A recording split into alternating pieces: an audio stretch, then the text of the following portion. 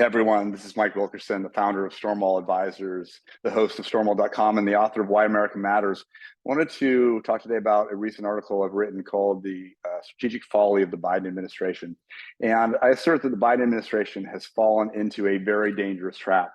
While many of the catastrophes and pits fallen into by the Biden administration have been self-made, this particular trap has been intentionally laid by America's primary geopolitical adversary.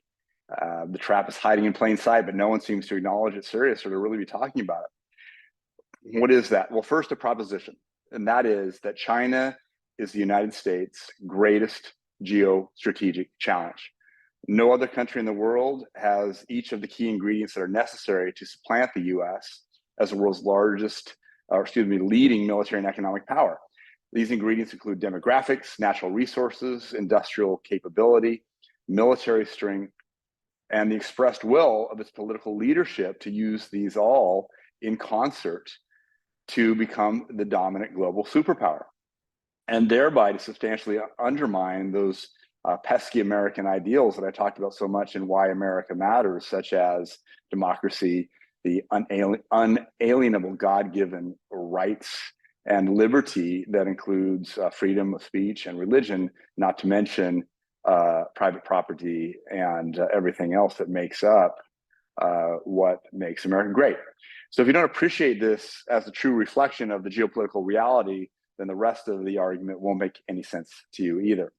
But if this is true, then every major commitment of the United States, other than facing this challenge, is a distraction and a dissolution of the nation's resources. In other words, vast military and economic support for Ukraine and now potentially Israel is delaying and diluting our ability to address the China challenge.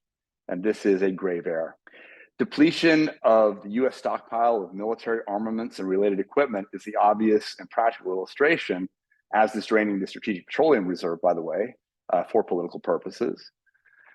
The financial and economic resources of the United States, despite what Secretary of the Treasury Janet Yellen says to the contrary, are finite and limited by $34 trillion of debt growing by tens of billions of dollars each and every day. We have spent massively on Ukraine and are positioned to do the same for Israel. Less tangibly, but no less important, the distraction includes the hearts and mind of the US government. If the brain trust of the administration, the permanent institutions, and the military are all focused on how to weaken and defeat Russia and Iran, who then has time to think about China? Now, if that wasn't enough, the Biden administration is further preoccupied by its radical commitments to the progressive social agenda represented by wokeism and the Green New Deal, and in weaponizing its institutions against the perceived MAGA threat. Mass illegal immigration is day by day weakening the social fabric and economic vitality of the United States. And within these ranks of undocumented millions, surely lie members of a fifth column waiting for instructions from adversarial powers to take violent action within the US.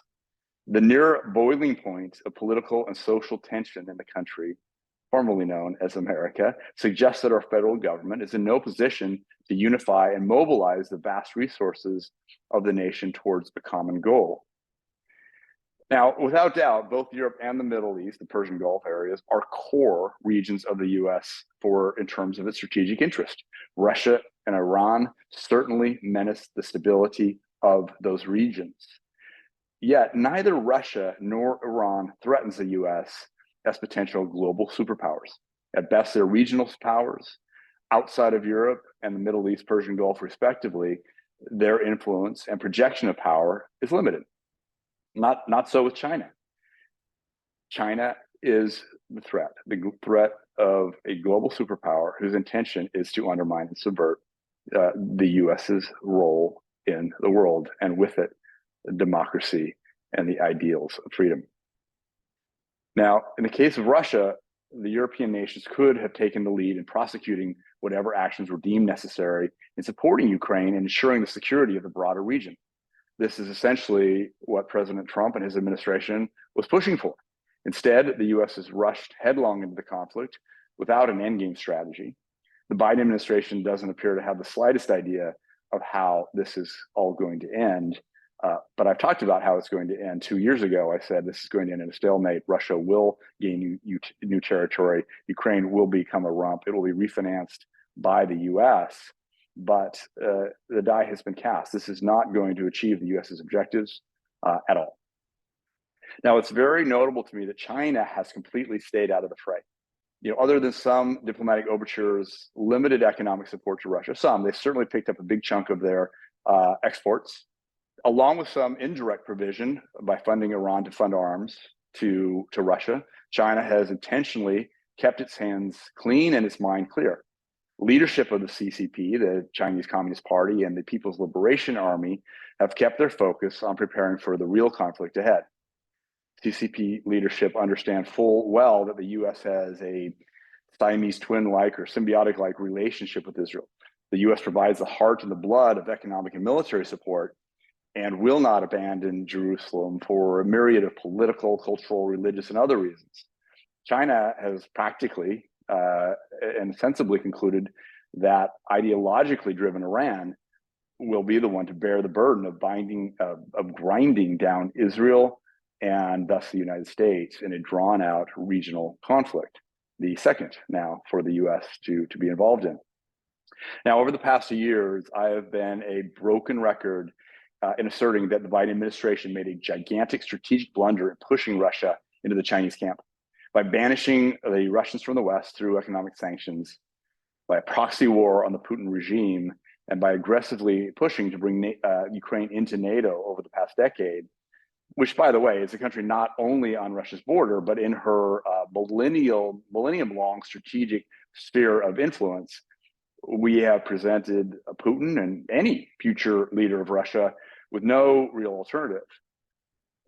They're boxed in the corner, and everyone knows that in a corner, even a rat will fight. A cornered rat will fight, and this never should have happened. Russia, and historically and culturally Christian, before the Marxist Revolution, obviously they had a near a century-long experiment in renouncing their Christian heritage, but essentially religiously and culturally Christian by heritage, and a European nation, and historically an enemy of China, could have been a U.S. ally or at least a neutral in any conflict with China. But now, barring a new U.S. administration and a small miracle, this no longer appears possible. China is not Russia's natural ally. That friendship will eventually be betrayed by the CCP and the Chinese dragon. By then, it will be too late. New U.S. leadership is needed, required for our country that will refocus the nation and reprioritize its commitments. Hope you found this informative and helpful. If so, and you're watching this on YouTube, don't forget to like it, don't forget to share it, don't forget to subscribe. Subscribe to the Stormwall channel, turn on the notifications bell, and check out all of my writings and videos and other materials at stormwall.com. Sign up by email for weekly updates. You'll get a weekly load of everything that I'm talking about on all of these issues and others. Thanks for being with me, and we'll see you next time.